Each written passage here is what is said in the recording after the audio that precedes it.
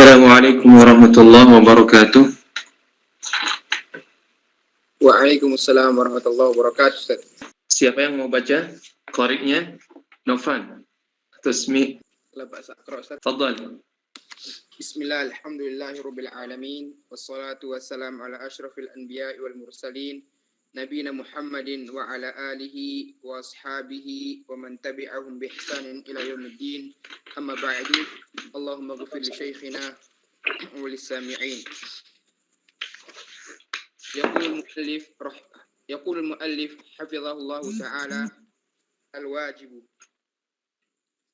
تعريفه: الواجب في اللغة الساقط، يقال وجب إذا سقط، ويطلق الواجب بمعنى اللازم، وهذا الإطلاق ذكره بعض أهل اللغة ولكنه قد يكون متأثرا بالمعنى الشرعي للكلمة. وفي الشرع هو كل ما ورد الشرع بذم تاركه مطلقا، وهو يشمل ما جاء في الشرع ذم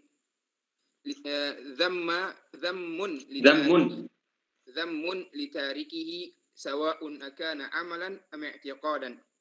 ولفظ مطلقا متعلق بتاركه، أي أن الذم يتناول من ترك الواجب تركا مطلقا، فلم يتركه في أول الوقت دون آخره، ولم يتركه ليفعل ما يقوم مقامه، ولم يتركه ليقوم غيره من المكلفين به. وهذا القيد في هذا التعريف جيء به ليكون الحد جامعا لثلاثة أنواع من الواجبات، هي: الأول الواجب الموسع كالصلاة التي يجوز تركها في أول الوقت مع فعلها في أثنائه، فلولا زيادة لفظ مطلقا فلولا زيادة لفظ مطلقا لقيل إن الواجب الموسع في أول الوقت ليس بواجب لأنه لا يذم تاركه. الثاني الواجب المخير مثل وجوب التكفير عن اليمين الحانثة بواحد من ثلاثة: العتق والإطعام والكسوة. فكل واحد من هذه الثلاثة بخصوصه يجوز تركه من غير ذم، لكن بشرط أن يفعل غيره. فلولا زيادة وصف الترك بالإطلاق لقيل الواجب المخير ليس داخلا. الثالث الواجب الكفائي مثل غسل الميت وتكفينه والصلاة عليه، فهذا واجب على عموم المسلمين العالمين بموت ذلك المسلم، ولكن لو تركه بعضهم وفعله آخرون لم يأثم التارك ولم يذم. فلو لم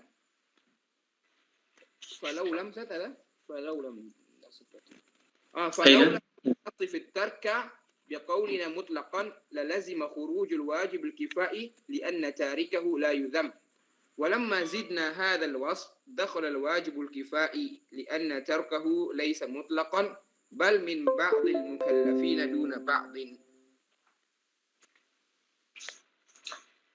بسم الله الرحمن الرحيم. الحمد لله والصلاة والسلام على رسول الله وعلى آله وصحبه ومن والاه. أما بعد. Assalamualaikum warahmatullahi wabarakatuh. Pada pertemuan yang telah lalu kita telah membahas tentang hukum syar'i, definisinya dan pembagiannya. Dan pada pertemuan kali ini kita akan membahas tentang makna wajib. Di mana wajib, sebagaimana telah lalu kita telah menjelaskan maknanya, bahwasanya wajib diambil dari maknanya dalam bahasa artinya suqut, artinya jatuh. Fa'idha wajabat junubuha. Jadi tatkala hewan kurban disembelih, maka tentu badannya akan jatuh.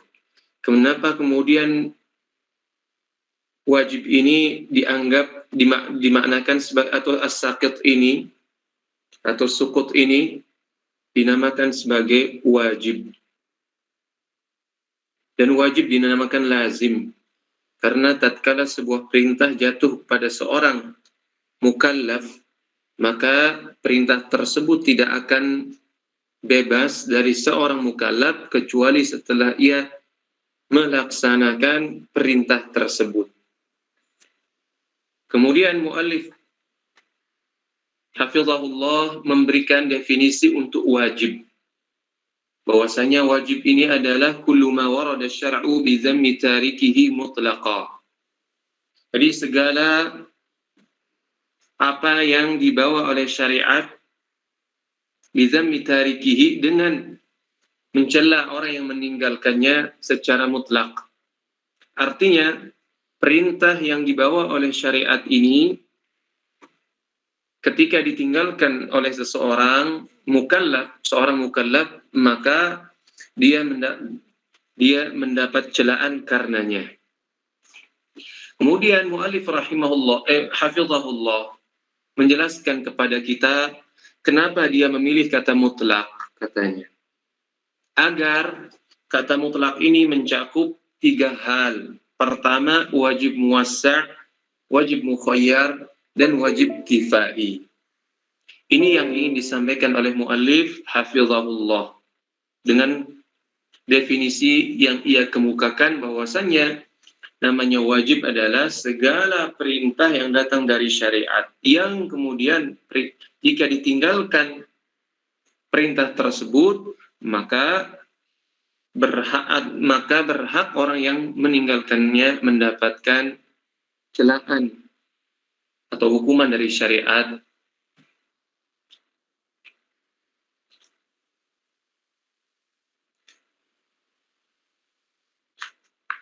Lalu setelah muallif hafizahullah menjelaskan tentang makna wajib secara bahasa maupun secara istilah, dan kemudian maksud dari definisi yang dia kemukakan agar mencakup wajib muwassa', wajib mukhayyar, dan wajib kifai. Adapun kenapa beliau mengatakan mutlaqan ini agar mencakup wajib muwassa', kenapa? Karena kalau seandainya katanya sholat yang boleh ditinggalkan pada awal waktu, padahal mungkin dia kerjakan pada pertengahan waktu. Kalau seandainya tanpa tambahan mutlaqan ini, katakan bahwasannya wajib muwassa' ini pada awal waktu bukanlah kewajiban. Kenapa? Karena dia tidak dicela orang yang meninggalkannya.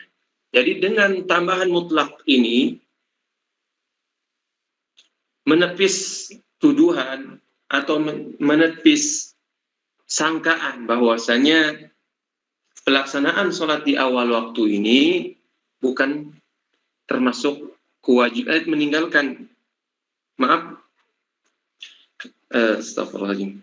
Bahwasanya sholat yang boleh ditinggalkan di awal waktu, padahal mungkin bisa dilaksanakan di pertengahan kalau seandainya, kata beliau, tidak ditambah lafaz mutlak ini, tambahan lafaz mutlak ini, pastinya orang nanti menyangka bahwasanya wajib muwassa' itu di awal waktu tidaklah dinamakan sebagai wajib.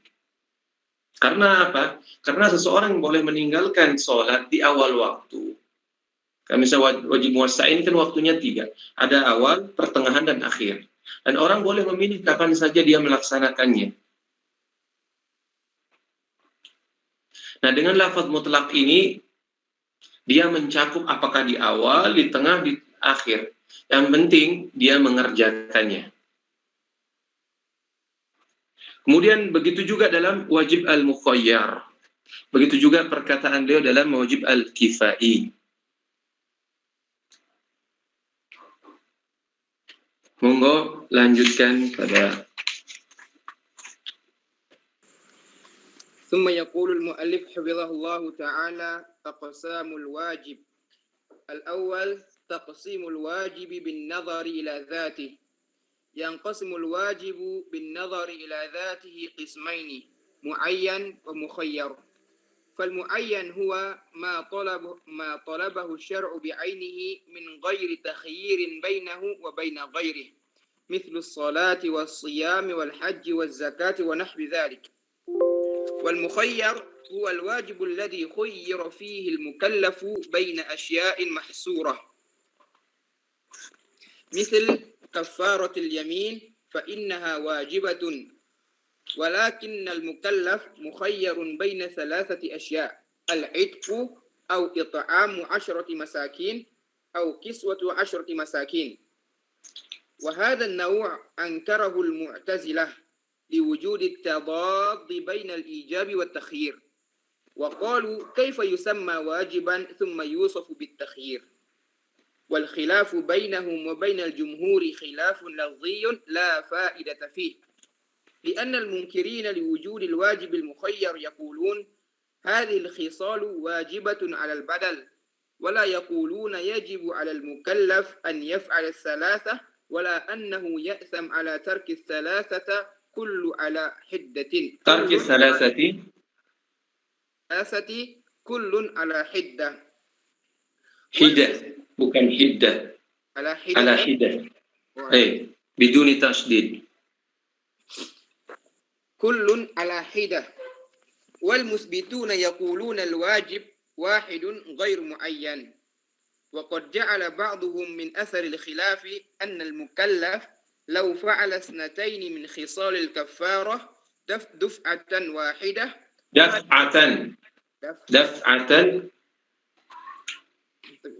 جزاكم الله خيرا.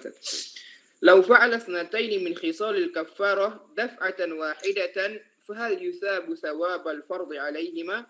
وجعل مقتضى مذهب المعتزلة أنه يثاب عليهما ثواب فرض على إحداهما. صحيح يثاب عليهما. نعم سر. ومقتضى مذهب الجمهور أنه يثاب على إحداهما ثواب الفرض وعلى الأخرى ثواب النافلة، ولا يخفى أن تقدير الثواب غيب عنا وتحكمه عوامل أخرى من الإخلاص وطيب النفس بما يبذل الإنسان وغير ذلك. Ya, kemudian muallif hafizahullah setelah menjelaskan tentang makna wajib secara bahasa dan istilah dalam pilihan beliau, lalu beliau menjelaskan tentang aqsamul wajib. Jadi macam-macam wajib atau pembagian wajib. Pembagian wajib perlu diketahui bahwasanya setidaknya dia dibagi dari 4 sisi. Pertama, taksim pembagian wajib dilihat dari sisi zatnya atau dari sisi ainnya atau sisi zatnya lah. Menjadi 2, yaitu wajib muayyan dengan wajib mukhayyar. Kemudian pembagian yang kedua, wajib ditinjau dari sisi waktunya. Ada namanya muaqqat dan ghairu muaqqat. Kemudian yang ketiga, ditinjau dari sisi mukhatabnya. Maksudnya objek yang disampaikan kepadanya perintah. Menjadi 2. Pertama, aini dan kifai. Kemudian yang terakhir dibagi menjadi ditinjau dari sisi takdir wa adami takdir, yaitu ada batasan dan tidak ada batasnya. Takdir wa adamihi. Nah, ini namanya wajib muqaddar dengan wajib ghairu muqaddar, atau sebagian ulama mengatakannya wajib muhaddad dengan wajib ghair muhaddad. Nah, ini 4 hal yang pembagian wajib. Jadi dari sisi zatnya dibagi menjadi 2, yaitu aini, muayyan dengan mukhayyar, atau bisa dikatakan mubham. Jadi mubham karena orang nggak tahu kenapa dikatakan wajib mukhayyar ini wajib mubham, karena si mukhatab atau misalkan mukallaf ini tidak tahu. Dia diberikan pilihan. Apakah yang dia laksanakan 3 di antara pilihan atau 4 misalkan. Lalu terserah baginya untuk melaksanakan salah satu di antara yang 4 ini atau yang 3 ini atau yang 2 ini. Nah, ini dikatakan sebagai wajib mukhayyar atau mubham. Dia tidak tahu apakah ini misalkan salah di antara 3 hal ini, salah satunya muayyan indallah atau enggak. Nah, ini kan sesuatu yang mubham, kita tidak tahu dia muayyan indallah atau enggak. Artinya yang penting Allah Subhanahu wa taala memberikan Anda pilihan 3 hal. Mana yang dilaksanakan akan bebas kewajiban. Ini mukhayyar. Ini yang pertama, kemudian yang kedua pembagian tadi yaitu dari sisi waktunya. Dia muaqqat, artinya terbatas dengan waktu, wa ghairu muaqqat, yang tidak terbatas dengan waktu. Kemudian yang selanjutnya ditinjau dari sisi mukhatabnya. Objek yang jadi atau dari sisi mukallafnya lah, mukhatabnya, supaya gampang dipahami. Ini dibagi menjadi aini dengan kifai. Kemudian yang selanjutnya dari sisi takdir wa ghair takdir, atau bisa dikatakan muqaddar wa ghair muqaddar, atau muhaddad wa ghair muhaddad. Dia terbatas dan tidak terbatas. Nah, pertama yang akan dijelaskan oleh muallif di sini adalah dari sisi taqsimul wajib bin nazar ila zatihi. Ditinjau dari hakikat wajib itu sendiri atau zat dari wajib itu sendiri, maka para usuliyun membaginya menjadi 2. Pertama, wajib muayyan, yang kedua ada namanya wajib mukhayyar. Wajib muayyan ini didefinisikan oleh muallif bahwasanya ma talabahu syari' atau ma talabahu syar'u bi'ainihi min ghairi takhyirin bainahu wa baina ghairihi. Jadi sesuatu yang diminta oleh syari' bi'ainihi bizatihi. Jadi misalkan kalau syari' mengatakan misalkan laksanakan misalkan puasa Ramadan. Nah, ini nggak boleh dilaksanakan puasa selainnya. Artinya perintah syara' di sini sudah sangat-sangat spesifik kepada zatnya. Udah Ramadan, nggak boleh yang lainnya. Jadi terus nggak ada yang namanya pilihan. Satu ya satu, nggak ada pilihan 2 atau 3. Ini dikatakan sebagai wajib muayyan. Artinya sebuah kewajiban yang sifatnya spesifik sekali. Nggak ada pilihan lain selain daripada perintah itu. Nah, ini dikatakan sebagai wajib muayyan. Seperti misalkan sholat, zakat, puasa, dan seterusnya. Nah, ini semua merupakan perintah syara' atau syari' yang sifatnya muayyan, yaitu ditentukan sholatnya, misalnya sholat 5 waktu. Ini namanya muayyan. Begitu juga puasa, yaitu puasa Ramadan, haji juga muayyan, ditentukan. Begitu juga zakat, ditentukan oleh syara'. Ini namanya muayyan. Jadi dari sisi objek yang akan dilaksanakan oleh mukallaf itu, perintahnya sifatnya muayyan, artinya sifatnya spesifik, khusus, nggak boleh di otak-atik atau diganti dengan yang lainnya. Kemudian yang kedua, al-mukhayyar, perintah, namun kita diberi ma talabahu syari', al-wajib alladhi khuyyira fihi al-mukallaf baina asya' mahsurah, katanya. Kewajiban di mana seorang mukallaf itu diberikan pilihan antara hal-hal yang terbatas. Misal seperti kafaratul yamin. Ini kan kita diberikan 3 hal setidaknya. Pertama, membebaskan budak. Yang kedua, memberikan makan orang miskin, 10 orang miskin. Dan yang ketiga adalah memberikan pakaian 10 orang miskin. Nah, syara dalam hal ini memberikan 3 hal ini. Jadi kita diberikan kesempatan untuk memilih yang mana saja.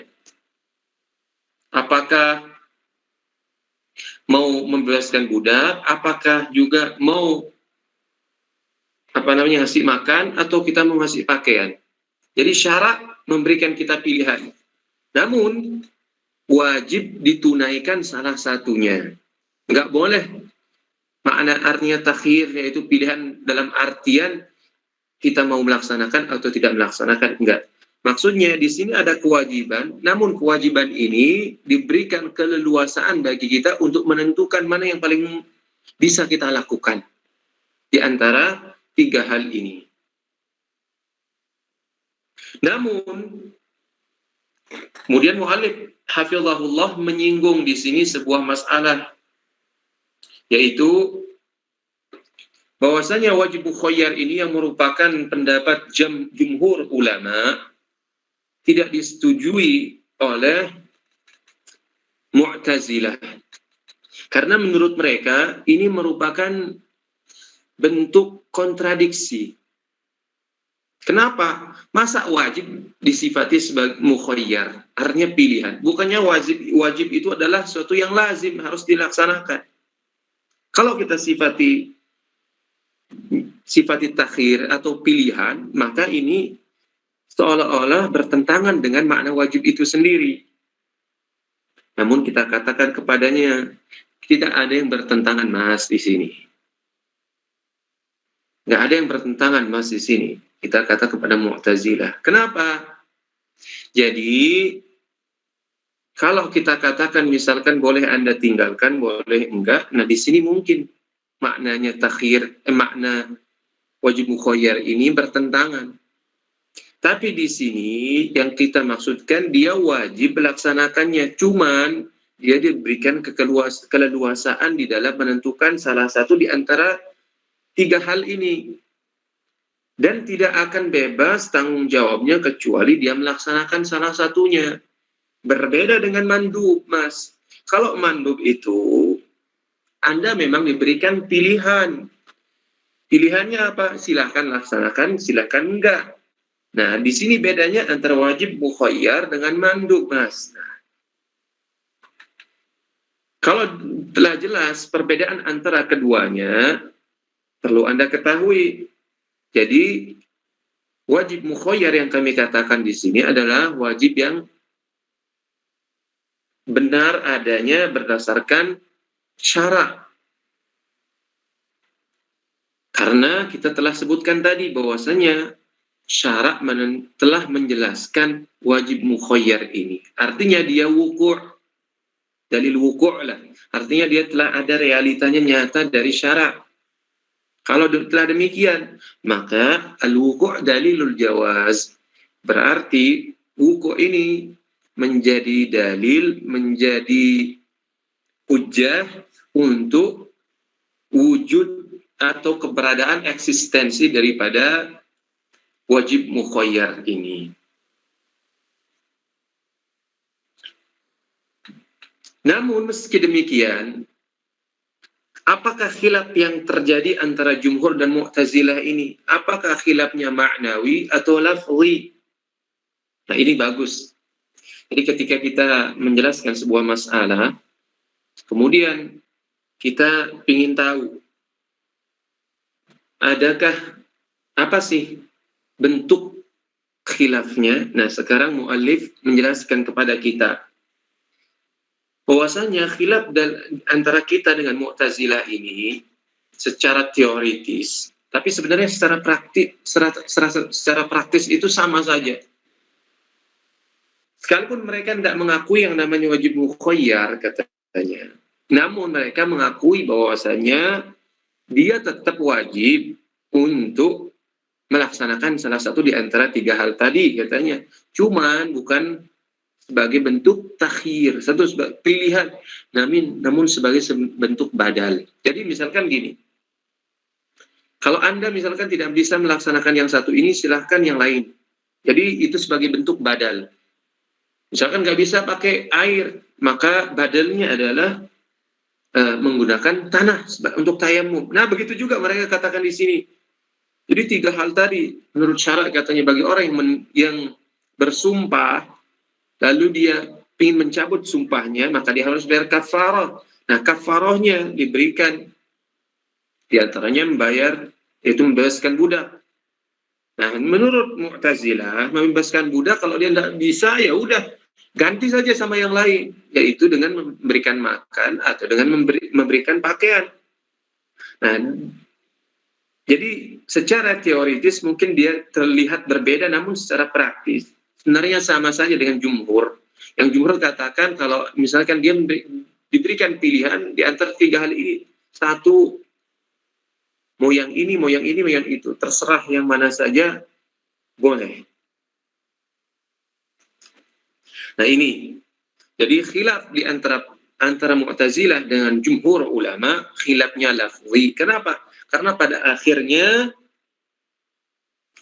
hasilnya sama saja, tidak ada perbedaan mendasar. Namun di antara asar khilafnya, atau katanya di antara asar khilaf antara Mu'tazilah dengan jumhur, ini diberikan contoh. Misal, kalau seandainya seorang mukallaf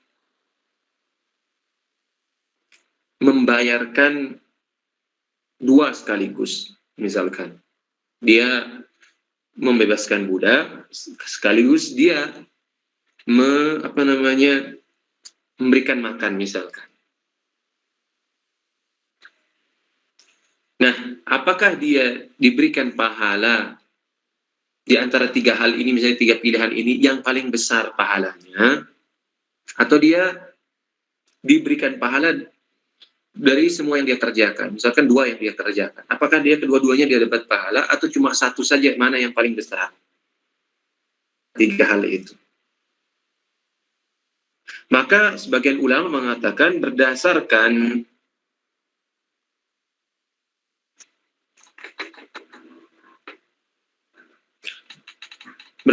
pendapat muqtado, konsekuensi daripada pendapat Mu'tazilah ini, bahwasanya dia mendapatkan pahala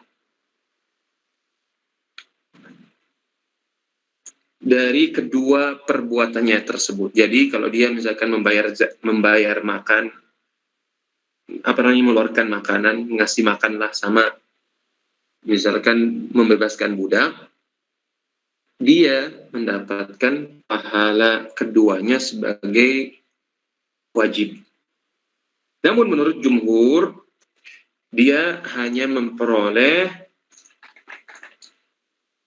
pahala wajib dari salah satunya, dan sisanya itu adalah pahala mandub lah, atau pahala sunnah atau nafilah bahasa kita.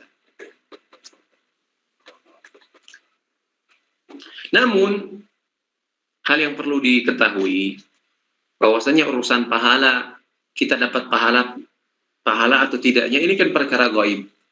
Barangkali mungkin kita bebas dari sebuah perintah, namun belum tentu diterima di sisi Allah Subhanahu wa Ta'ala. Karena hal ini kembali kepada sejauh mana keikhlasan, ridhaan kita. Wallahu a'lam. Monggo lanjutkan. حفظه الله تعالى. الثاني تقسيم الواجب بالنظر إلى وقته. ينقسم الواجب بهذا الاعتبار إلى مؤقت وغير مؤقت. فالمؤقت هو ما حدد له الشرع وقتا معينا له بداية ونهاية مثل الصلاة. وغير مؤقت هو المطلق عن التوقيت الذي لم يحدد له الشرع وقتا معينا مثل أداء النذور والكفارات. والمؤقت ينقسم قسمين: مضيق وموسع. فالواجب المضيق هو الذي حدد له الشرع وقتا لا يتسع لغيره من جنسه معه مثل الصيام، له وقت محدد يبدأ من طلوع الفجر إلى غروب الشمس، وهذا الوقت لا يتسع إلا لصيام واحد. فلا يمكن أن يصوم يوما واحدا عن القضاء وعن النذر مثلا ولكن هذا الوقت يتسع لغير الصيام من الواجبات والمندوبات التي ليست صياما، ولهذا المعنى قلنا لا يتسع لغيره من جنسه معه. والموسع عكس المضيق، فهو الذي حدد له الشرع وقتا يتسع له ولغيره من جنسه معه. ومثاله الصلاة، فإن الوقت المحدد لصلاة العشاء مثلا يبدأ من غروب الشفق الأحمر ويمتد إلى نصف الليل لمن لا عذر له، فهذا الوقت يتسع لصلاة الفرض ولصلاة أخرى غير فرض العشاء.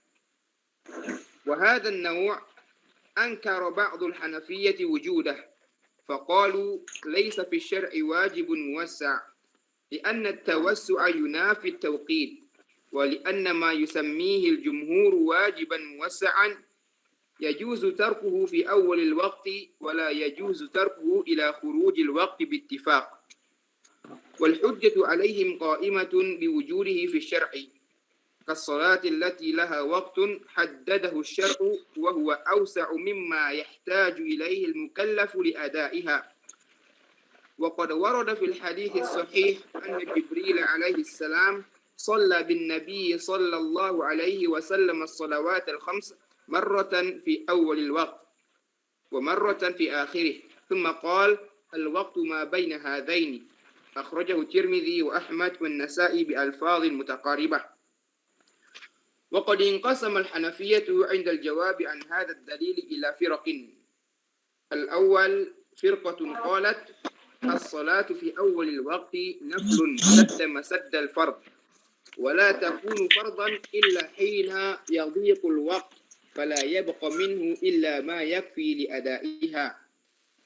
الثاني وفرقة قالت من صلى الصلاة في أول الوقت تكون في حقه فرضا إن جاء آخر الوقت وهو مكلف بالصلاة، أي بالغ عاقل، وإن جاء آخر الوقت وهو ليس بأهل للصلاة عددنا صلاته قبل ذلك نافلة. ثالثا وفرقة قالت الوقت يتضيق عليه بالشروع فيها، فإذا شرع فيها فذلك وقتها. وقولهم إنه يجوز تركه في أول الوقت دون آخره يجاب عنه بأنه في أول الوقت يجوز تركه بشرط العزم على الفعل في الوقت الآتي، وهذا يختلف عن حد المندوب، فإن المندوب يجوز تركه بلا شرط. والخلاف بين الفريقين راجع إلى أن سبب وجوب الصلاة أهو آخر الوقت أم كل جزء من أجزاء الوقت يصلح سببا، فمن جعله آخر الوقت أنكر التوسع في الوجوب، ومن جعل كل جزء من أجزاء الوقت يصلح سببا أثبته. Naam. Kemudian muallif hafizahullah setelah menjelaskan pembagian pertama tentang pembagian wajib, beliau menjelaskan pembagian wajib dari sisi waktunya. Beliau katakan bahwasanya wajib ditinjau dari sisi waktunya dibagi menjadi dua. Pertama, muaqqat wa ghairu muaqqat. Artinya yang pertama yang waktunya telah ditentukan oleh syarak. Dan yang kedua kata beliau waktu wa ghairul muaqqat, yaitu yang tidak ada batas waktunya. No limited dah. Unlimited, maaf. Adapun yang pertama yang waktunya ada, artinya yang ditentukan oleh syarak berapa sih jatah waktunya. Seperti sholat ada waktunya, subuh misalkan waktunya dari fajar sampai terbit matahari.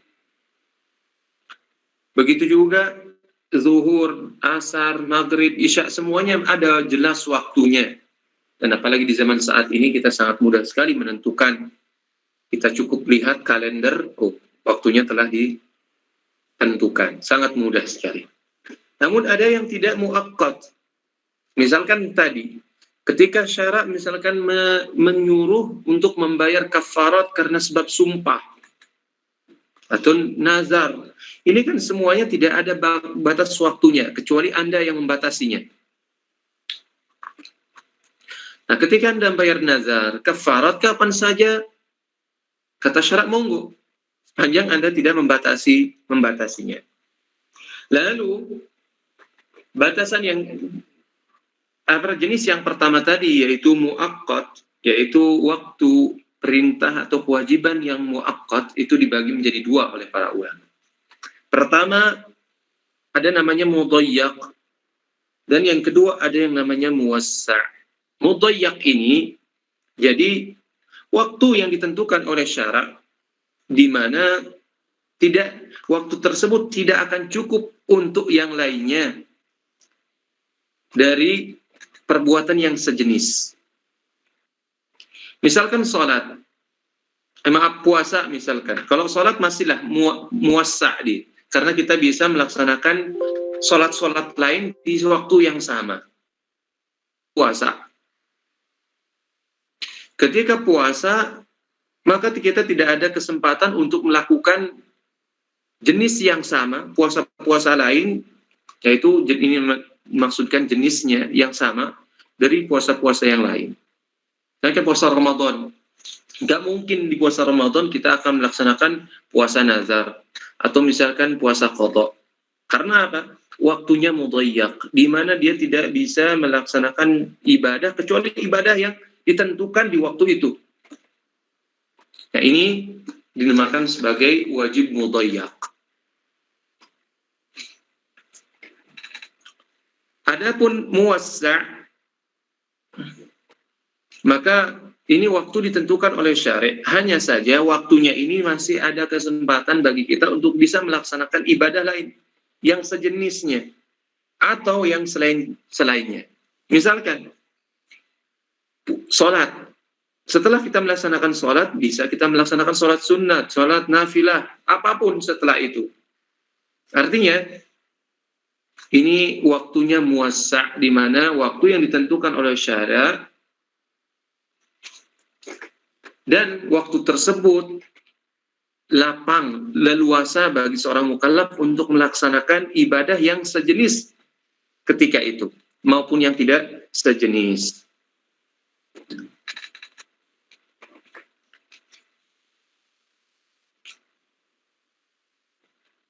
Lalu yang menjadi perbedaan ulama dari pembagian ini, yaitu letaknya pada wajib muwassa' ini.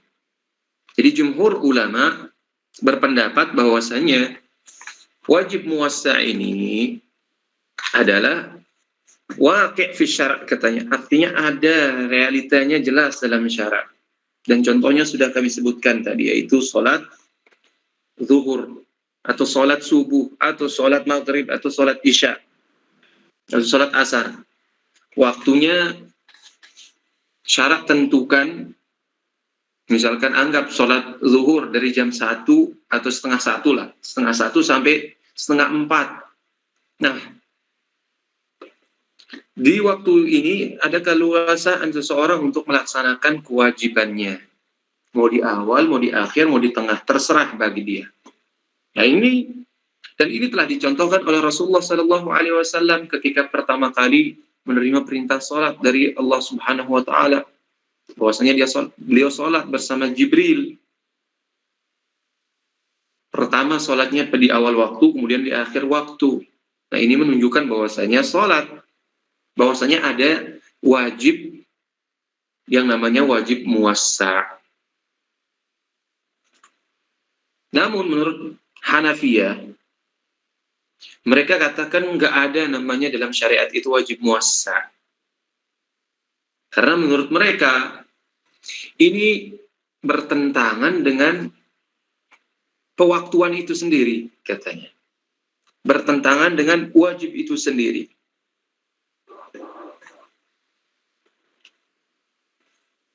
Kenapa? Katanya. Karena yang namanya wajib itu mesti dilaksanakan langsung, segera. Nggak ada yang namanya pilihan-pilihan. Nah, muwassa ini kan seorang mukallaf seolah-olah diberikan pilihan di awal, di akhir, di tengah, dan seterusnya.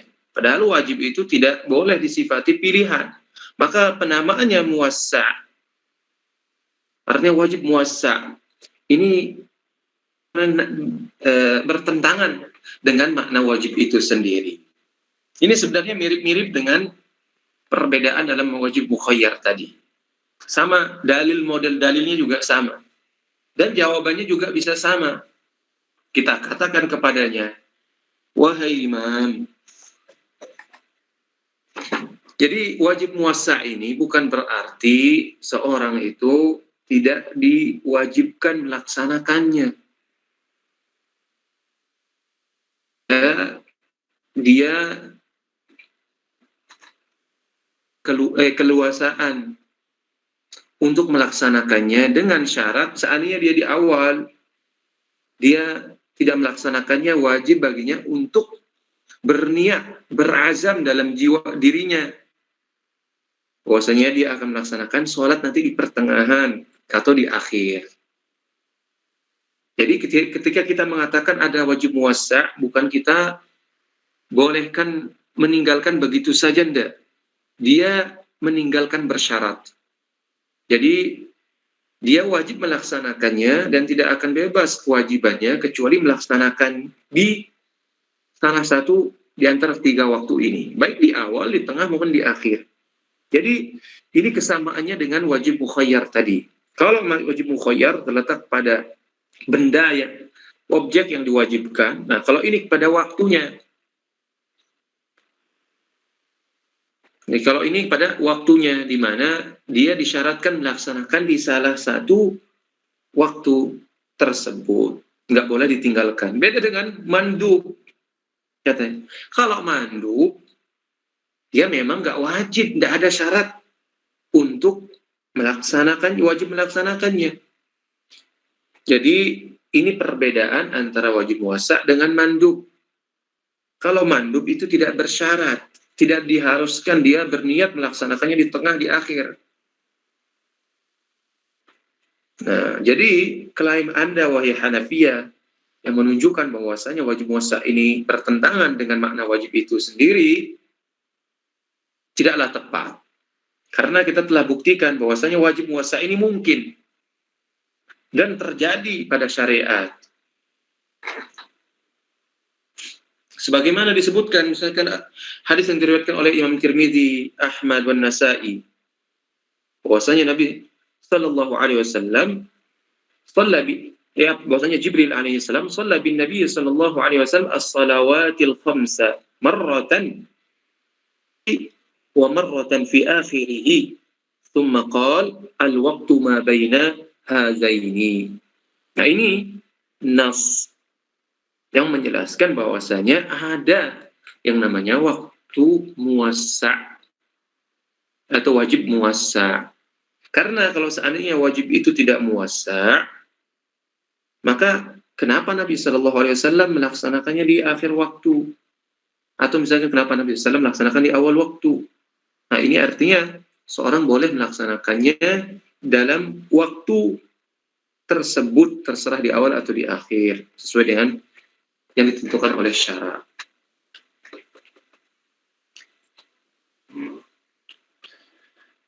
Lalu muallif hafizahullah menyinggung perbedaan internal di kalangan Hanafiyah. Ada di antara mereka yang mengatakan bahwasanya kalau seandainya ada orang sholat di awal waktu, itu seolah-olah seperti nafal, sholat nafilah atau sholat sunnah. Tapi sholat tersebut mengganti sholat wajib, katanya. Jadi sekalipun kita hukumi, misalnya dia katakan, Hanafiyah katakan, adapun kami tetap berpegang pada pendapat kami bahwasanya tidak ada namanya sholat, tidak ada wajib muwassa. Jadi bagaimana kalau ada orang melaksanakan sholat di awal waktu? Bagaimana pendapat kalian wahai Hanafiyah? Menurut sebagian kami, Jadi sholat tersebut sekalipun kami anggap sebagai nafilah, namun nafilah tersebut mengganti sholat yang wajib.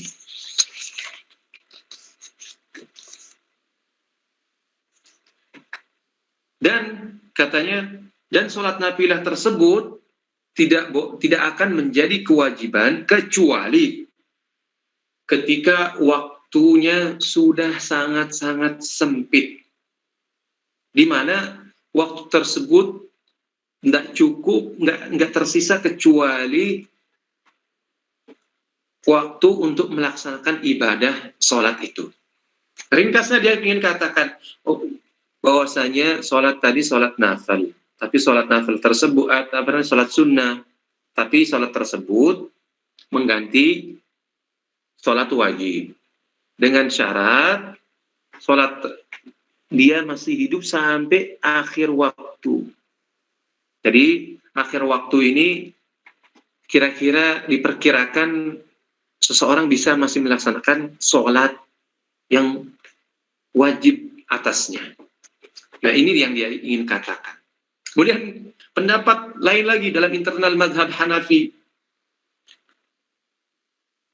bahwasanya orang yang sholat di awal waktu, katanya sholatnya itu adalah wajib, artinya dianggap wajib baginya.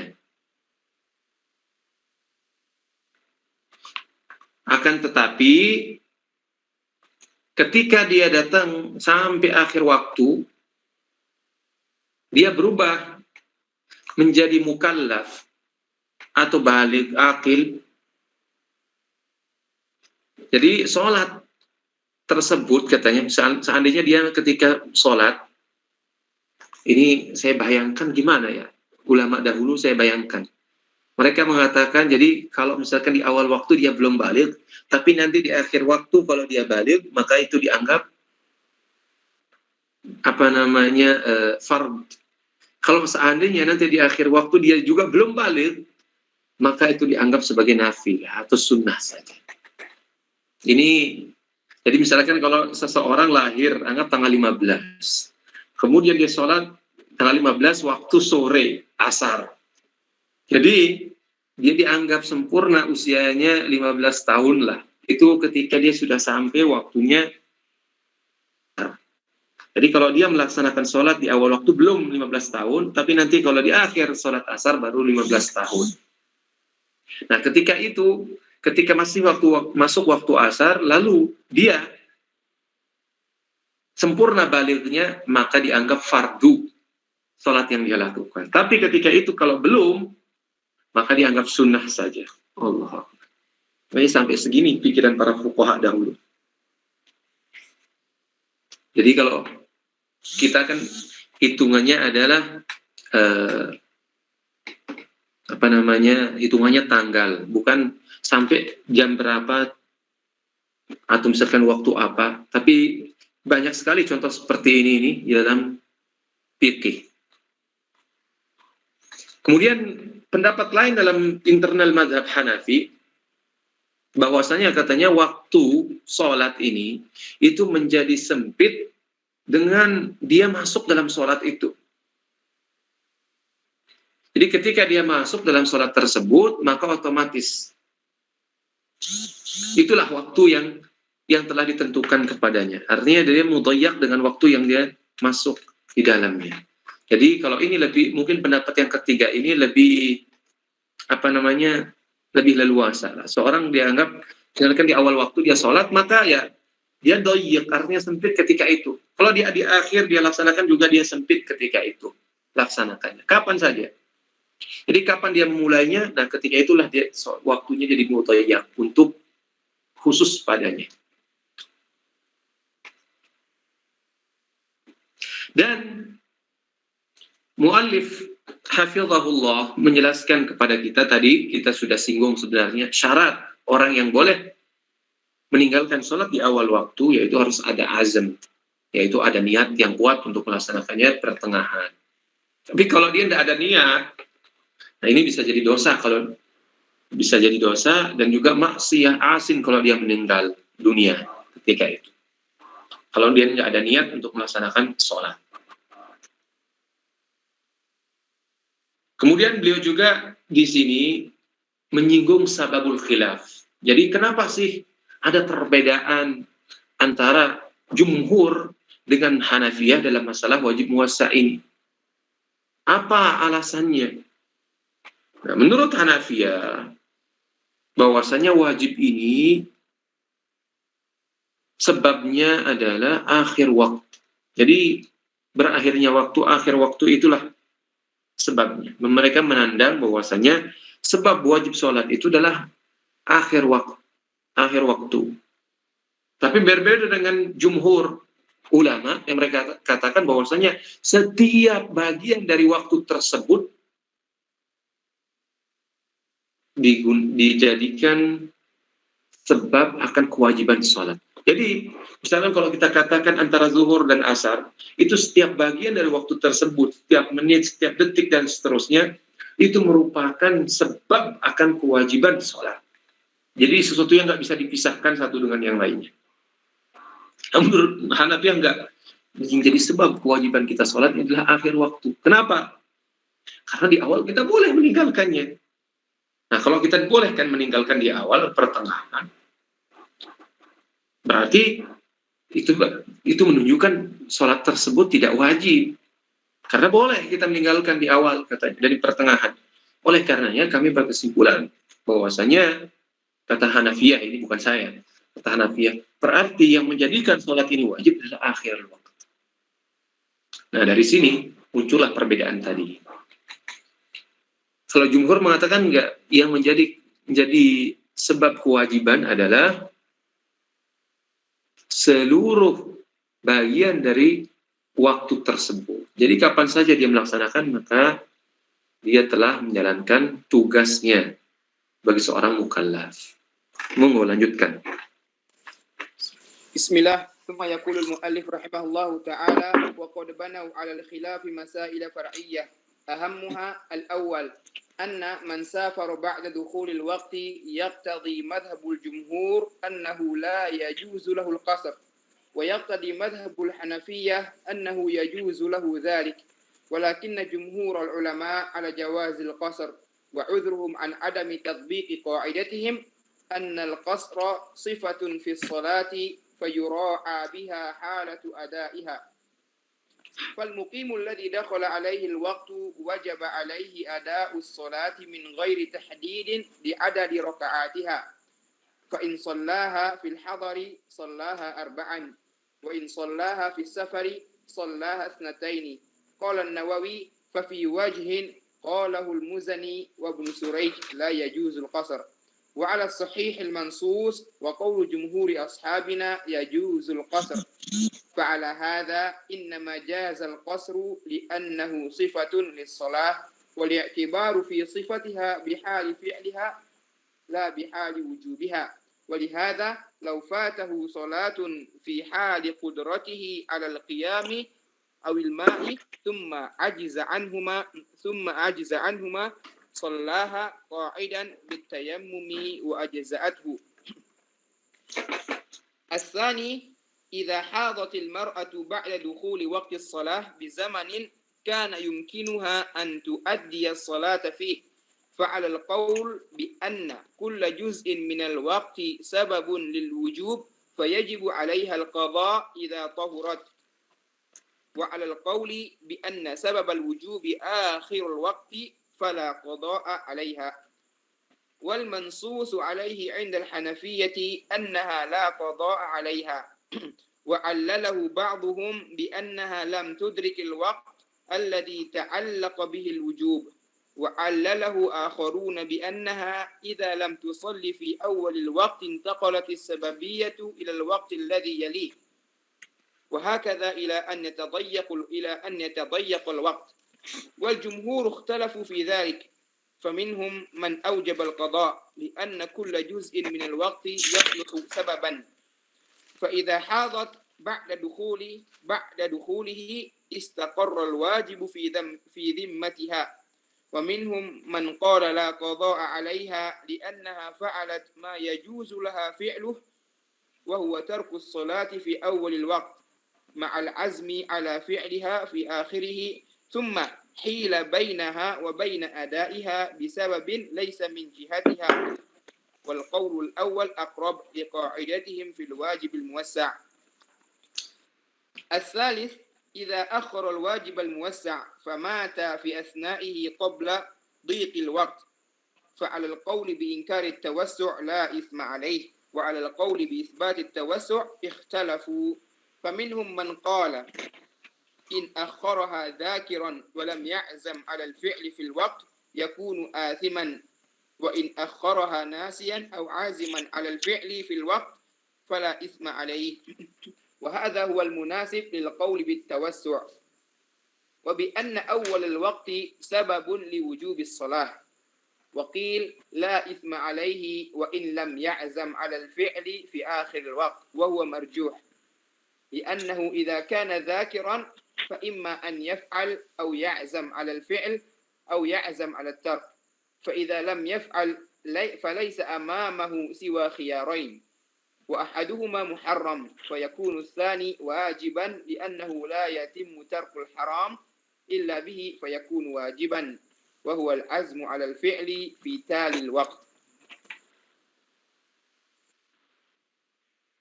الفرق واصل. الفرق بين الواجب الموسع والواجب المضيق. الأول الواجب الموسع لا يصح أداؤه إلا بنية اتفاقا وأما الواجب المضيق كالصوم في رمضان فعند أكثر الحنفية أنه لا يحتاج إلى نية الفرض بل ينصرف الصوم إليه من غير نية تخصيصه وعند الجمهور لا بد من النية. الثاني أن الواجب الموسع لا يمتنع صحة غيره من الواجبات في زمنه فله أن يصلي في وقت الظهر ظهرا فائتة أو صلاة أخرى وأما الواجب المضيق فليس له أن يؤدي في وقته غيره إلا إذا كان ممن يجوز له ترك هذا الواجب في رمضان فقد اختلفوا هل يجوز أن ينوي بصيامه في رمضان واجبا آخر كالكفارة والنذر مثلا فقال بعضهم لا يجوز لأن وقت رمضان مضيق فلا يتسع لغيره وقال بعضهم إذا كان معذورا لا يكون مطالبا بصيام رمضان ولا دليل على منعه من صيام نذر أو كفارة. Ya, setelah menjelaskan dari sisi teorinya tentang tentang wajib muwassa' dan wajib mudayyak atau muaqqat dengan ghairu muaqqat. Sekarang muallif menjelaskan kepada kita perbedaan yang terjadi antara jumhur dengan Hanafiyah dalam kasus wajib muwassa' ini. Ini bagusnya. Di samping beliau menjelaskan tadi tentang sababul khilaf. Di sababul khilaf itu bukan terjadi dalam hal fikih saja, karena dalam hal usul juga terjadi. Dan kitab yang paling bagus menjelaskan tentang itu adalah kitabnya Salasiluz Zahab, yaitu punyanya Al-Imam Az-Zarkashi rahimahullah, Asy-Syafi'i, milik kitab Bahrul Muhit juga. Beliau menjelaskan di antara masail yang dibangun di atas perbedaan pendapat jumhur dengan Hanafiyah dalam wajib muwassa'. Pertama adalah tentang masalah qasar. Masalah qasar bagi musafir ini. Gambaran masalahnya, misal anggap antum, kalau antum keluar misalkan mau pergi safar. Ketika antum mau pergi safar, ternyata azan, Allahu Akbar, artinya telah masuk waktu sholat. Anggap zuhur misalkan. Apakah boleh bagi antum untuk misalkan jalan dululah nanti sholatnya? Apakah antum melaksanakan sholat zuhur di perjalanan itu dalam bentuk qasar, atau tetap melaksanakannya dalam bentuk mutim, itmam, sempurna, 4 rakaat, atau nanti di perjalanan 2 rakaat. melihat hal antum, yaitu antum sekarang musafir. Tapi sebelum safar tadi, antum telah masuk waktu zuhur. Nah, ketika sudah safar, antum ingin sholat nanti pertengahan. Apakah melihat kondisi sebelumnya, atau melihat sifat musafir itu sekarang, seorang itu sekarang? Kalau kita melihat kaidah jumhur, mereka mengatakan bahwasanya sebab wajib sholat ini adalah setiap bagian daripada bagian waktu sholat itu. Nah, orang ini tadi telah masuk waktu wajib melaksanakan 4 rakaat. Maka ketika dia telah dibebani kewajiban melaksanakan sholat 4 rakaat, maka ketika sekalipun dia belum melaksanakannya, kemudian melaksanakan safar, maka tetap wajib baginya untuk melaksanakan sholat 4 rakaat. Nggak boleh melaksanakannya 2 rakaat sekalipun dia dalam kondisi safar. Tapi sholat asarnya, nah itu boleh dilaksanakan sholat 2 rakaat karena dia sudah dalam perjalanan. Tapi kalau sholat zuhurnya, karena telah masuk waktu sholat, maka wajib baginya untuk melaksanakannya 4 rakaat. Beda dengan Hanafiyah, karena menurut mereka Hanafiyah yang wajib sholat ini ditentukan bukan di awal atau di pertengahan, yaitu di akhir waktu.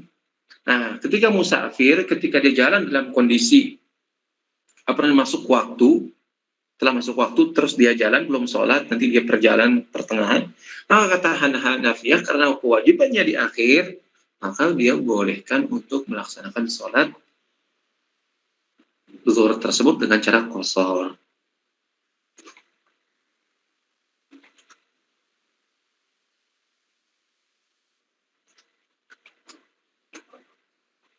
Begitu juga seandainya kalau seorang datang dari safar anggap dia datang pas sholat zuhur lah misalkan, datang dari safar atau dia menjadi mukim gitu.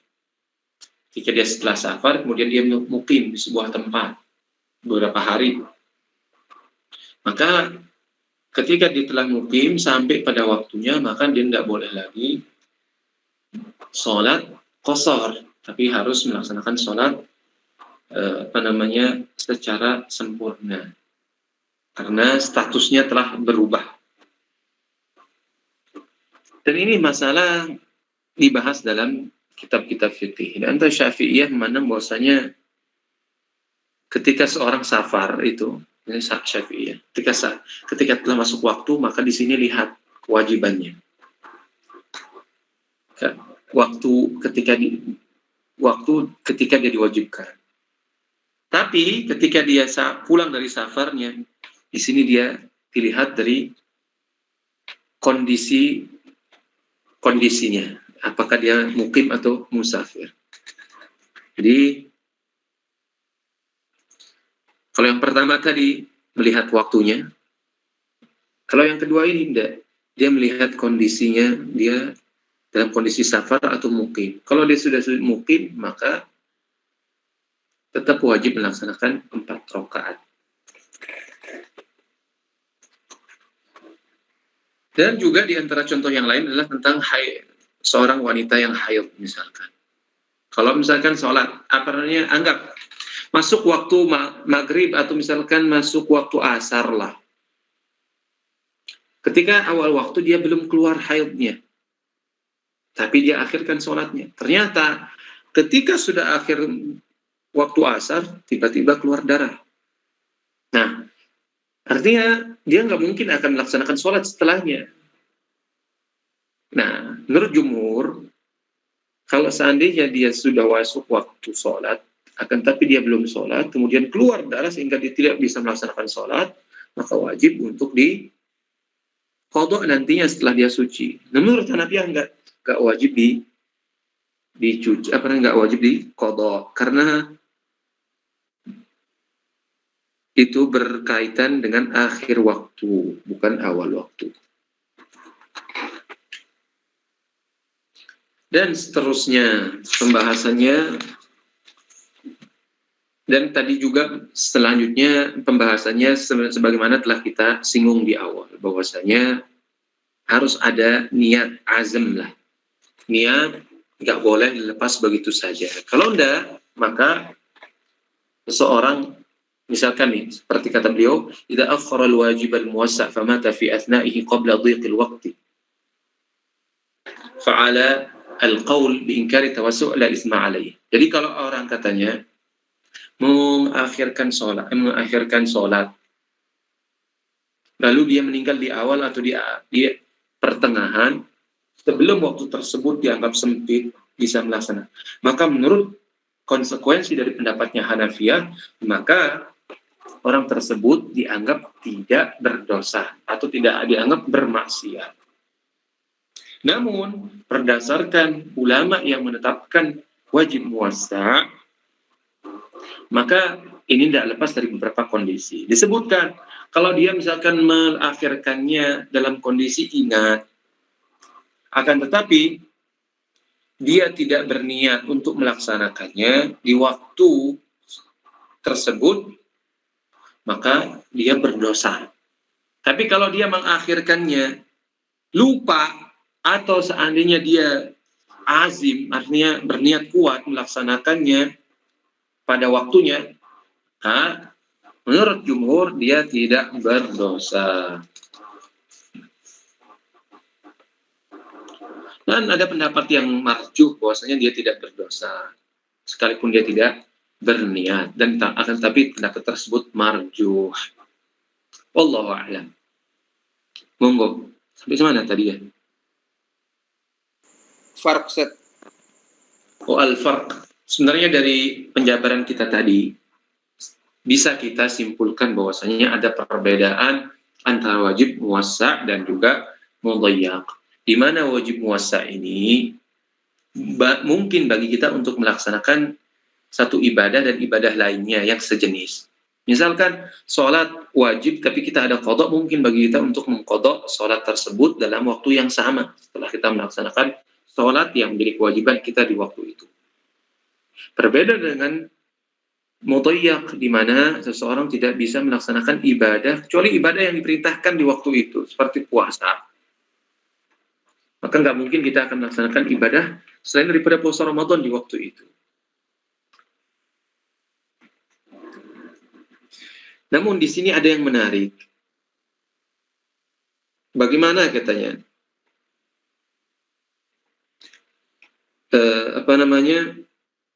Ada masalah fiqhiyah yang dibahas di sini. Apakah misalkan puasa dalam wajib mudhayyaq ini, dalam wajib yang mudhayyaq ini, apakah diwajibkan seseorang untuk berniat atau tidak? Misalkan seperti puasa. Menurut jumhur tetap, karena Nabi SAW mengatakan innamal a'malu binniyat. Tapi menurut Hanafiyah enggak. Ketika sebuah waktu tidak mungkin melaksanakan selain daripada ibadah itu, maka otomatis seorang masuk ke dalam waktu tersebut melaksanakan ibadah, maka dia nggak perlu lagi niat. Menurut jumhur enggak, harus niat. Nah kalau puasa, la siyama liman lam yubayyit minal lail. Ini dalilnya jumhur ulama. La siyama man lam yubayyit minal lail. Atau dalam hadis yang lain, man lam yujmi'. Semuanya maknanya satu.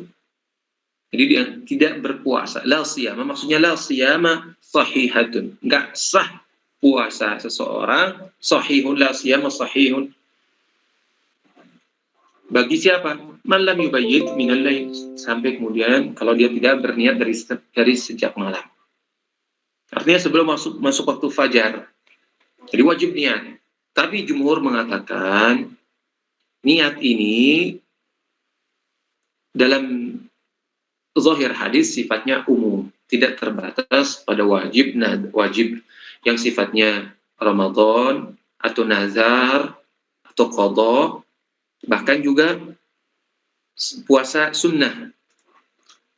Namun karena ada hadis yang khusus dari Aisyah radhiyallahu anha yang menyatakan bahwasanya Nabi SAW pernah suatu kali di waktu pagi beliau minta pada istrinya untuk untuk makanan, namun ternyata tidak ada, maka beliau pun mengatakan ini izan shaim, kalau itu aku puasa.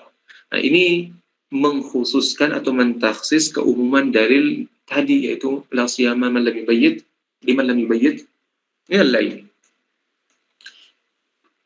Nah, ini pendapat jumhur.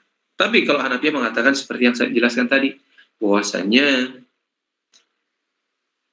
waktunya adalah sempit, dia tidak bisa melaksanakan ibadah kecuali ibadah itu, maka sekalipun seseorang tidak berniat, otomatis dia sah. Misalkan contohnya supaya lebih gampang, orang tidur malam, anggap di bulan Ramadan. Bulan Ramadan, dia tidur di waktu malam, dia lupa berniat. Akhirnya dia bangun setelah fajar. Nah, menurut Hanafiyah, kalau dia langsung berpuasa, maka sah puasanya. Tapi menurut jumhur, maka nggak sah puasanya. Kenapa? Karena sejak malam dia tidak pernah berniat. Kapan berniat? Di waktu malam terserah. Pokoknya setelah buka puasa, terus dia malamnya berniat, mau di awal, di akhir, terserah. Di mana saja. Sekalipun dia nanti tiduran, maka tetap sah puasanya. Tapi kalau dia nggak niat, nah ini tidak sah puasa menurut jumhur ulama. Kemudian juga pada masalah selanjutnya, bahwasanya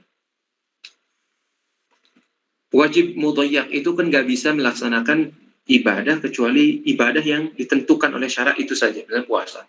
Namun, bagaimana kalau seandainya ibadah puasa ini bagi musafir? Apakah dia boleh melaksanakan ibadah selain daripada puasa? Karena dia musafir ini halatnya mustasnah lah, kondisinya terkecualikan. Artinya dia boleh berpuasa dan boleh tidak berpuasa ketika dia safar. Nah, ketika dia bersafar ini, boleh nggak dia, misalkan waktunya itu seolah-olah dia boleh berpuasa dan tidaknya. Artinya dia menggunakan kondisi ini untuk berpuasa yang lain, misalnya puasa qadha lah. Boleh nggak dia? Nah, ini terjadi perbedaan pendapat ulama. Mengatakan ada yang nggak boleh. Ada yang mengatakan nggak boleh karena waktu Ramadan terbatas. Nggak bisa untuk yang lainnya. Tapi kalau orang mengatakan enggak, dia kan dalam kondisi musafir. Musafir ini ma'zur, artinya diberikan uzur. Artinya, kalau demikian dia tidak dituntut melaksanakan puasa Ramadan. Nah, kalau demikian, maka tidak ada yang melarang untuk dia berpuasa yang lainnya. Wallahu a'lam. Mungkin saya cukupkan sampai sana karena jam 7.55. Sekarang dibuka sesi tanya jawab. Wallahu a'lam.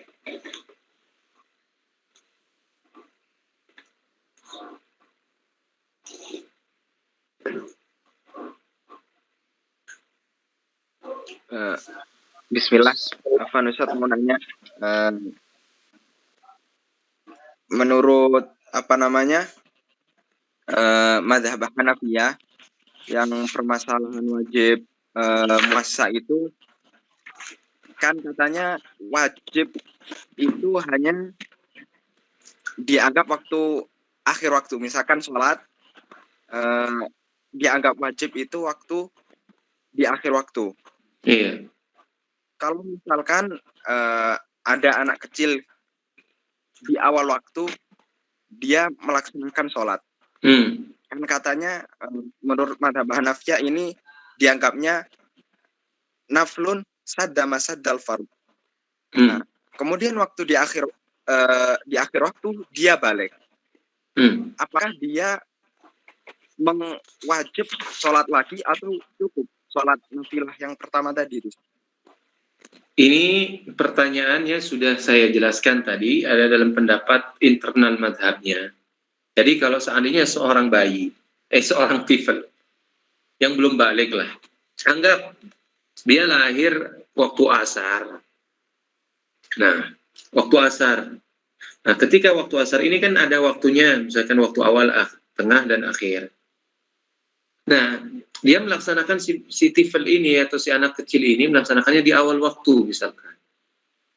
Namun, kalau seandainya dia balik ketika akhir waktu, maka cukup. Bahwasanya sholatnya dianggap sholat fardu. Artinya dianggapnya itu adalah kewajiban yang telah bebas darinya. Tapi ternyata kalau seandainya dia sampai akhir waktu belum juga balik, maka dianggapnya sholat yang dia lakukan itu bukan sholat fardu, tapi dianggapnya sholat nafilah. جيد. عندي سؤال شيخنا لو سمحت أن تشرح لنا هذه العبارة، والله فاتتني هذا الشرح. فرق من فرقة الحنفية الذين قالوا بأن الوقت يتضيق عليه بالشروع فيها فذلك وقت، وأنا لا أفهم عن هذه العبارة، ممكن تشرح؟ الوقت يتضيق عليه بالشروع فيها، صح؟ Jadi seseorang waktunya itu bergantung kapan dia melaksanakannya. Dia ingin katakan demikian. Ini kan waktunya misalkan anggap awal, tengah, akhir. Jadi seseorang dianggap sholatnya itu dianggap sesuai dengan kapan dia masuk dalam sholat itu. Jadi ketika di waktu tersebut dia melaksanakan sholat, maka otomatis itulah waktu dia.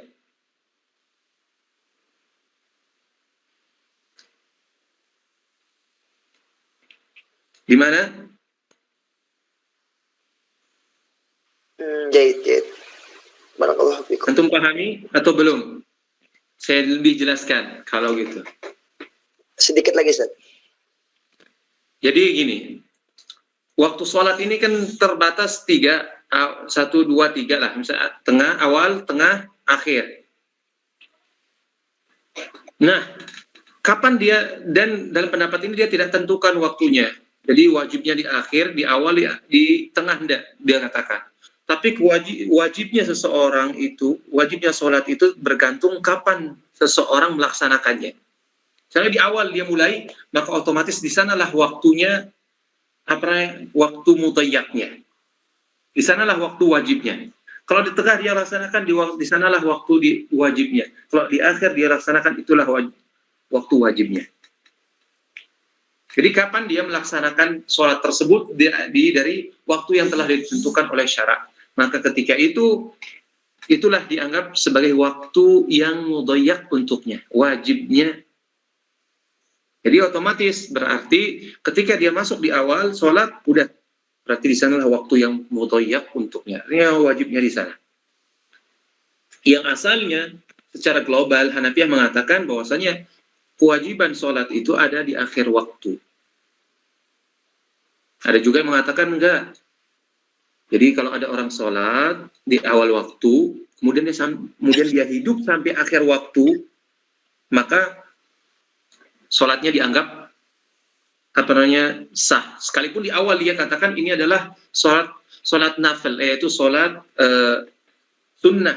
Jadi belum dikatakan wajib sampai kemudian nanti akhir waktu dia selesai, pada usianya masih di akhir waktu, maka itu berarti mengganti yang kewajiban, dianggap wajib. Tapi dalam pendapat yang lain, seperti jelaskan sebelumnya, kemudian juga ada yang ketiga tadi, seperti yang antum tanyakan, jadi waktunya itu adalah kapan seorang melaksanakan, ketika itulah wajibnya. Ya, barakallahu fikum.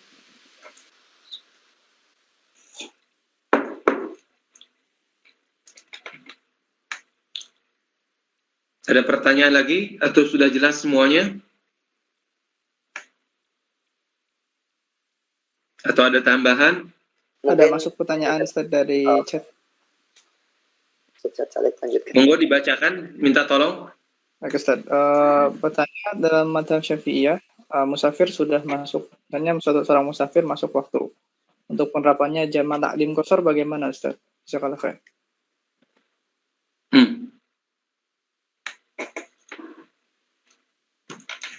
Jadi kalau seandainya seseorang melaksanakan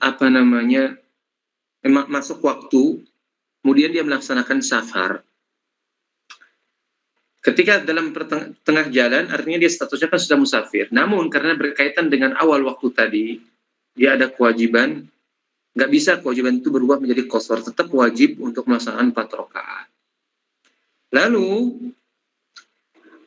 dalam perjalanan tersebut, dia ingin menjamak takdim antara keduanya. Nah, ketika itu, maka dibolehkan baginya untuk melaksanakan sholat asar 2 rakaat. Jadi, tadi, sholat zuhurnya 4 rakaat, asarnya 2 rakaat. Bismillah. Boleh tanya lagi, Ustaz? Fadhal. Ini ada iskal sedikit. Misalkan tadi kita ambil kasus yang wanita haid di awal waktu. Ketika ada khilaf antara Hanafiyah sama Jumhur, kalau kita berpendapat seperti pendapat Hanafiyah yang kelompok ketiga tadi, yang ketika waktu wajibnya adalah waktu dia mengerjakan tersebut, ini untuk kasus wanita yang haid misalkan di awal waktu, kemudian dia haid, ya kan? Nah, itu nanti ketika dia sudah suci, kalau kita pakai pendapat Hanafiyah yang ketiga ini, apa yang harus dilakukan wanita tersebut, Ustaz? Dia secara umum, pendapat Hanafiyah yang pertama, kedua, ketiga itu sebenarnya mengarah kepada tadi, nggak wajib karena dia belum melaksanakannya. Berarti nggak wajib untuk mengqadha'nya. Oh, jadi barakallahu. Alhamdulillah, Ustaz. Sekarang.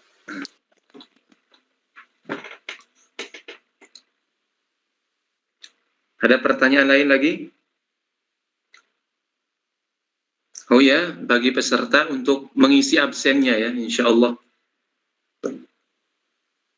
Jangan lupa diisi absennya, jadi itu nanti insya Allah dalam setiap pertemuan kita akan ada absennya, tolong diisi daerahnya dan juga nomor HP-nya dan seterusnya. Dan mudah-mudahan saya juga kenal antum, ini saya kan nggak tahu siapa yang hadir dan sebagainya. Mudah-mudahan saya juga kenal antum dan antum mengenal saya. Barakallahu fikum.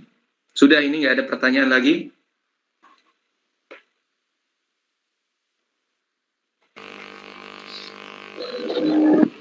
Afwan, Ustaz, mau bertanya boleh? Fadhal. Nah, barakallahu fikum, Ustaz, jazakumullah khairan ala ifadatikum iyana wa ala ghaziri ilmikum. Wa asallahu an yutila umrakum fi ta'atihi. Nah, pertanyaannya, Ustaz. Nah, Ustaz, pertanyaannya berkaitan dengan ini, Ustaz. Karena belum yattadih li hada iskal khilaf lafzi yang disebutkan dalam perkara khilaf antara Jumhur dengan Hanafiyah dalam kasus atau dalam konsep wajib mukhayyar. Wajib mukhayyar di sini kan disebutkan oleh beliau muallif hafizahullah bahwa khilafnya adalah khilaf lafzi. Maksud dari beliau khilaf lafzi di sini apa, Ustaz? Karena belum begitu yattadih li karena kalau dilihat dari konsep yang ada, Ustaz, si Jumhur itu mengatakan adanya takhyir, sedangkan dari sisi Hanafiyah itu atau Mu'tazilah, Ustaz, ya, bukan Hanafiyah, Mu'tazilah.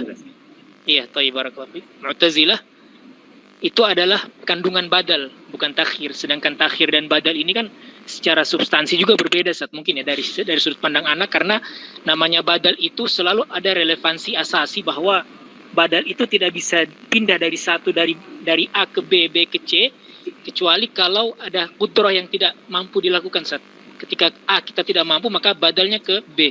Ketika B tidak mampu, maka ke C. Sedangkan takhir ini kan tidak ada relevansi asasi terhadap qudrah, Ustaz. Artinya bisa A, B, C, antum pilih salah satu tanpa adanya mampu atau tidak mampunya, Ustaz. Nah, maka Ana minta penjelasan lebih tentang khilaf lafzi yang dimaksud oleh beliau. Padahal dari sisi asas konsepnya tadi, takhir dan badal itu kok rasa-rasanya sependek dan sebodoh pengetahuan Ana, itu ada yang berbeda, Ustaz. Barakallahu fikum, Ustaz. Wa fikum, barakallahu. Bagus i'tiradnya, iskalatnya bagus disampaikan. Apa sih perbedaan antara keduanya tadi? Apa sih itu khilaf lafzi dengan khilaf ma'nawi. Jadi khilaf lafzi itu khilaf yang sebenarnya nggak ada samrahnya. Atau sebenarnya khilafnya adalah khilaf dari sisi apa kalau bahasa kita beda pengungkapan saja, namun pada akhirnya semuanya setuju bahwasanya maknanya adalah A. Nah, dalam kasus kita ini, dalam kasus wajib mukhayyar ini, jumhur sekalipun mereka mengatakan bahwasanya ada wajib mukhayyar, Mu'tazilah mengatakan nggak ada wajib mukhayyar, mereka semuanya sepakat bahwasanya hal yang disebutkan oleh syara, yang ditentukan oleh syara ini tidak semuanya wajib dilaksanakan. Artinya tiga-tiga tadi tidak wajib dilaksanakan seperti al-itq. Begitu juga it'amul masakin, begitu juga kiswah. Ini semua kita wahai jumhur, wahai Mu'tazilah, antum semua sepakat bahwasanya tiga hal ini tidak wajib semua. Hanya saja engkau wahai Mu'tazilah mengatakan bahwasanya tidak ada wajib mukhayyar. Karena ini menafikan akan makna wajib itu sendiri yang artinya luzum wajib, atau misalkan tegak lazim lah, yang artinya lazim. Nah, mukhayyar ini tidak seperti itu, bertentangan secara bahasa maknanya katanya. Namun kami tetap mewajibkan orang tersebut membayarkan kewajibannya. Sifatnya apa? Katanya salah satu di antara yang tiga ini. Yang mana saja boleh. Tapi dia katakan inilah badal. Tapi mungkin ini permainan bahasa saja. Dia katakannya ala sabilil badal. Memang kalau misalkan kita lihat beberapa hal dalam kaidah fikih. Ini kan yang namanya badal. Badal ada syaratnya. Misalkan ketika kita tidak mampu melaksanakan mubaddal minhunya. Misalkan seperti air, kita tidak bisa menggunakannya, maka kita dibolehkan menggunakan tayammum.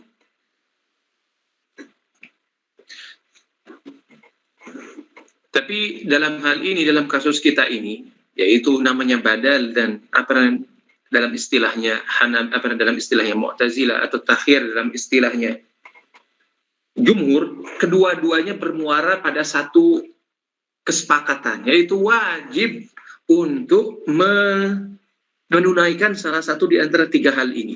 Dan kewajiban tersebut tidak akan bisa gugur kecuali melaksanakannya.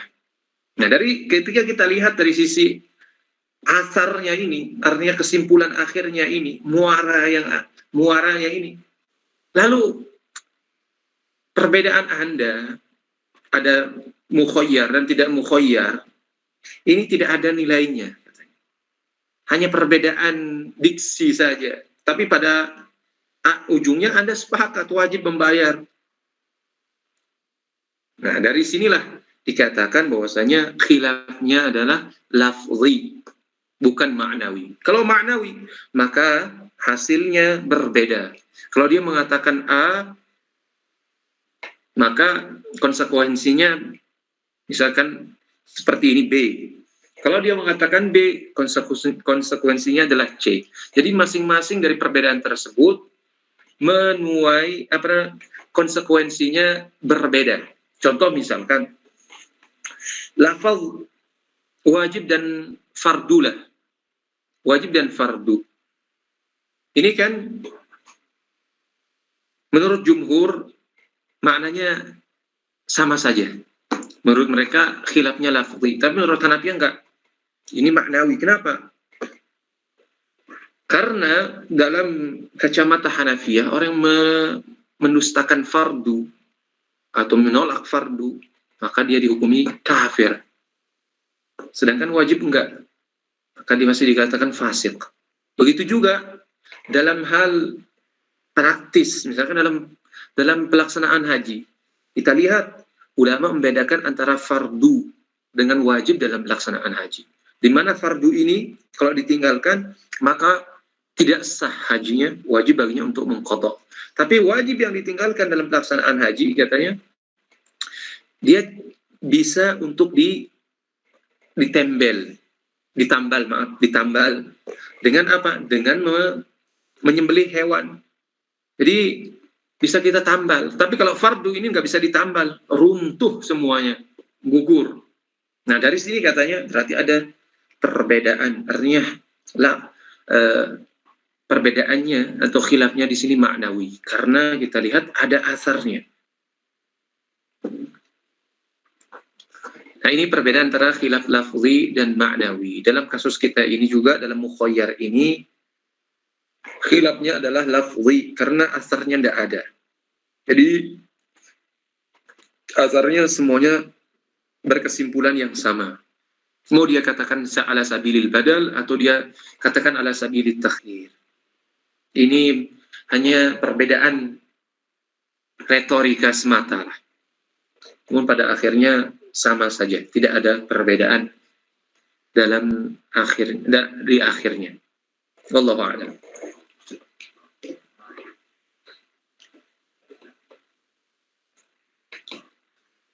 Jazakumullah khairan katsiran Ustaz. Wa iyyakum.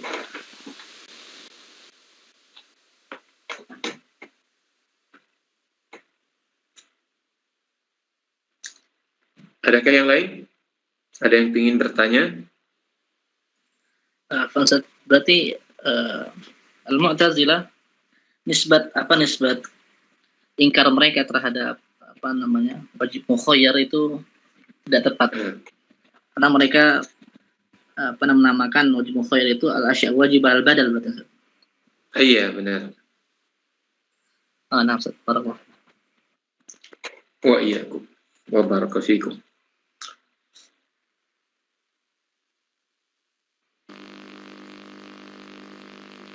Gimana Ustaz Salik? Absennya sudah beres?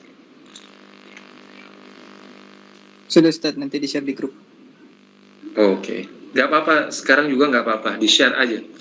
Oke. Biar barangkali tadi sebagian yang sudah akhirnya keluar itu kan, jadi mereka nggak tahu, lupa. Nah, Ustaz. Apa Ustaz? Assalamualaikum. Waalaikumsalam warahmatullahi wabarakatuh. Ini saya mau bertanya masalah sholat man safara ba'da dukhulil waqti tadi. Kan dalam madzhab yang nomor 1 tadi. Oh ya? Termatul yang nomor 1, man safara ba'da dukhulil waqti. Iya. Karena kalau dalam madzhab Syafi'i kan ketika dia safar setelah waktunya tiba, maka bagi dia harus itmam, nggak boleh qasarkan begitu. Benar. Tapi di sini kemudian di bawahnya dijelaskan walakinnal jumhur al-ulama ala jawazil qasar. Ya di situ jumhur sendiri menyelisihi kaidah yang mereka terapkan gitu. Benar.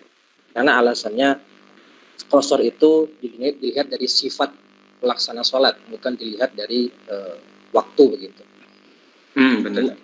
Lalu di situ dijelaskan ada jumhur mengutip Syekh di sini mengutip pendapat Imam An-Nawawi. Pada yang kita tahu An-Nawawi kan Syafi'iyah gitu, muharrir mazhab Syafi'i.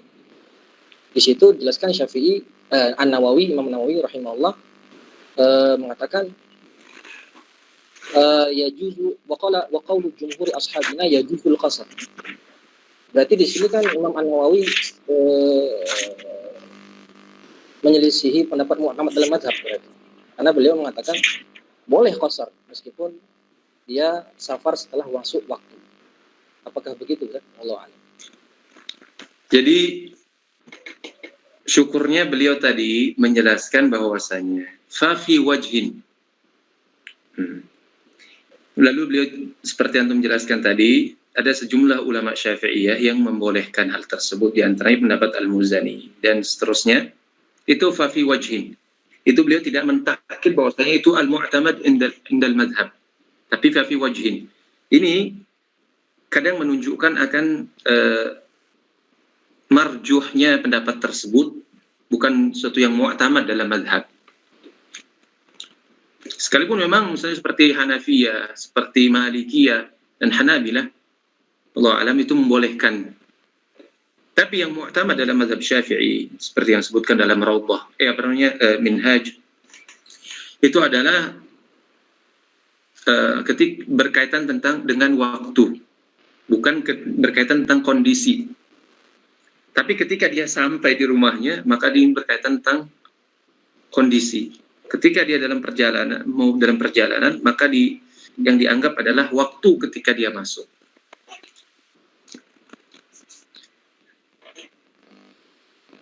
Jadi dan barangkali dalam kondisi seperti ini, misalnya kaidahnya jumhur kan seperti itu tadi. Ini mungkin ada mustasnayatnya, artinya pengecualian, karena ada dalil-dalil tertentu yang menjadi dalilnya. Contoh misalkan kalau saya tidak salah ingat, itu hadis Anas radhiyallahu anhu yang menceritakan tentang perjalanan Nabi SAW menuju Mekah setelah masuk waktu zuhur. Setelah masuk waktu zuhur, Nabi SAW sholat di rumahnya 4 rakaat seperti biasa, kemudian sholat asarnya di Dzulhulaifah 2 rakaat.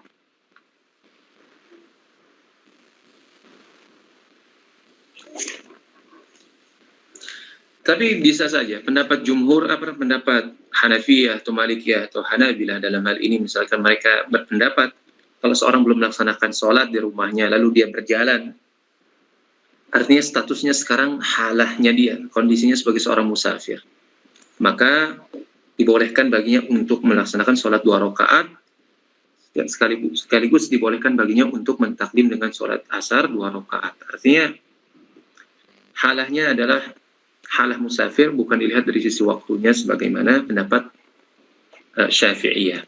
Tapi Allah alam, adapun anak pribadi, untuk yang diamalkan adalah seperti yang dikuatkan oleh kaidah tadi, bahwasanya orang tersebut berkaitan dengan waktu. Jadi karena dia telah masuk waktu ketika dia mukim, maka kewajiban tersebut tidak akan jadi gugur kecuali sekalipun dia dalam kondisi safar. Jadi kalau seandainya dia misalkan lupa sholat ketika dia mukim, atau dia belum melaksanakan sholat ketika dia kondisi mukim, maka ketika dia berada dalam safar, dia tetap melaksanakan sholat tersebut sempurna sebagaimana dia ketika itu mukim. Jadi kalau antum seandainya nih, misalkan seseorang lupa dalam sholatnya ketika dia mukim, baru ingat ketika dia safar, kira-kira dia sholat dilihat dari sisi kondisi sifatnya sebagai seorang musafir, atau dilihat dari waktu yang dia tinggalkan. Kalau saya pribadi melihat bahwasanya waktu yang dia tinggalkan itulah yang menjadi kewajibannya, sekalipun ketika itu dia berada dalam kondisi safar. Wallahu a'lam. Ya, itu berarti Anda mengikuti pendapat Abu Hanifah, Ustaz? Bukan. Itu pendapat Syafi'iyah. Berarti di sini Ustaz? Berarti di sini yang kata Imam Nawawi, wa qaulul jumhur ashabuna yajuzul qasr. Ini yajuzul qasr. Fa fi wajhin. Yang wa qaulul jumhur. Kan setelah kalau Imam Al-Muzani dan Imam Ibnu Surat itu la yajuzul qasr. Berarti memang ini itu kata Imam Al-Muzani dan Imam Qala an-Nawawi. Coba. Qala an-Nawawi. Ini walakin jumhur qasr, ini adalah perkataannya muallif. Adapun qala an-Nawawi fa fi wajhin. Nah, ini fa fi wajhin. Qalahu al-Muzani wa Ibnu Surayj la yajuzul qasr wa ala sahih al-mansus wa qaul jumhur ashabiyya yajuzul qasr. Astaghfirullahaladzim. Jadi yang ana pahami, Imam Al-Muzani dan Ibnu Surat berjalan di atas madhab. Maaf. Tapi Imam Syafi'i, Imam An-Nawawi berkata wa qaulu jumhur ashabina berarti kan ulama Syafi'iyah. Benar. Maaf. Berarti saya tadi yang kurang yang kurang teliti. Ini fa in sallaha fil hadar sallaha arba'an wa in sallaha fis safar sallaha ithnatayn. قال النووي في وجه قال المسلم لا يجوز القصر وعلى الصحيح المنصوص وقال جمهور أصحابنا يجوز القصر وعلى هذا إنما جاز القصر لأنه صفة للصلاة والاعتبار في صفتها بحال فعلها لا بحال وجوبها ولهذا لو فاته صلاة في حال قدرته على القيام أو الماء ثم عجز عنه ما صلىها قائدا بالتيمم وأجزأته. Iya, benar kata antum tadi, maaf. Jadi dia dalam pendapat Imam Nawawi rahimahullah di sini, tadi saya nggak sempat lihat atau baca. Jadi seperti kata Imam Nawawi rahimahullah tadi, syukran ala ala tanbih, bahwasanya ketika seseorang melihat dari sisi halnya, bukan dari sisi waktunya. Hal itu dikiaskan dengan ketika orang sedang dalam kondisi, misalkan anggaplah ketika dia sakit, dia tidak mampu untuk melaksanakan, dia qadha lah, anggap dia qadha salat ketika kondisi sakit. Nah, ketika dia meninggalkan salat itu kan dalam kondisi sehat. Apakah sekarang ketika dia sakit tidak mampu untuk berdiri atau tidak bisa menggunakan air, sekarang dia ingin mengqadha, apakah cukup misalkan dia sedang tayamum, dengan tayamum atau dengan duduk misalkan? Nah, maka dikiaskan dengan hal ini, maka begitu juga dalam kasus yang tadi katanya. Ketika dia dibolehkan dalam kasus seperti ini, artinya sekalipun dia ketika dia tinggalkan itu dalam kondisi sehat, bisa menggunakan air, sekarang ketika dia mengqadha dalam kondisi tidak sehat, dalam bertayamum, duduk lagi sholatnya katanya, maka dan kita katakan ini sah untuk mengqadha apa yang telah lewat tadi. Begitu juga dalam kasus kita ini katanya, ketika orang setelah masuk waktu, sedangkan dia belum melaksanakan sholat, kemudian dia langsung jalan, dan lalu dia sholat. Nah, kita lihat waktu awalnya atau kita lihat kondisinya. Nah, kondisi yang seperti ini adalah kita lihat kondisinya, bukan waktu awalnya. Jadi dia cukup melaksanakan sholat asar secara 2 rakaat, sholat duhur 2 rakaat dan sholat asar 2 rakaat sebagai bentuk qasar, jamak dan qasar pada keduanya. Nah, begitu juga tadi wallahu alam berdasarkan pendapat jumhur ashabina kata Imam Nawawi, berarti tadi ada yang sempat bertanya tentang masalah tadi, apakah dia melaksanakan sholat 2 rakaat atau 4 rakaat. Nah, ketika itu saya menjawab bahwasanya 4 rakaat itulah pendapat sebagian Syafi'iyah, dan wallahu alam. Saya teringatnya itu yang mu'tamad dalam Al-Minhaj dan juga dalam dalam Al-Muhazzab punyanya Asy-Syirazi kalau tidak salah. Wallahu a'lam bishawab.